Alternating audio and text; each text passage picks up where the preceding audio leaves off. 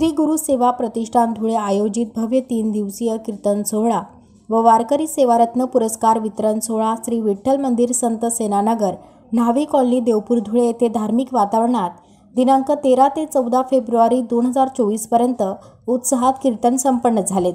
कीर्तनकार हरिभक्त परायण शांताराम महाराज आळंदीकर, माणिक महाराज उजनीकर, आंबेशेजोगाई होते।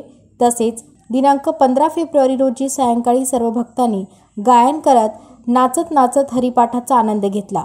सुरुवातीला प्रस्तावना सौ सोनिया संजय देवरे यांनी केले। कार्यक्रमाचे अध्यक्ष भागवताचार्य हरिभक्त परायण प्रमोद भोंगे महाराज व प्रमुख अतिथी महंत सतीशदास भोंगे महाराज शिरपूरकर, प्रेममूर्तीजी भाऊ मच्छिंद्र महाराज वाडी भोकरकर, धोंदू अण्णा होळकर, मनसाराम महाराज सडगावकर, डॉक्टर पाठक नाना, धर्मा देशमुख साहेब, भाऊ महाराज रुद्र, बापू महाराज कापडनेकर, अधिकार पाटील सायनेकर, नाना महाराज नरडाणेकर, माजी नगरसेवक शिरपूर माळी संतोष, बाळासाहेब महाराज करवंदकर, लोटन महाराज या सर्व मान्यवर हस्ते एकूण 46 पुरस्कार प्रदान करण्यात आले।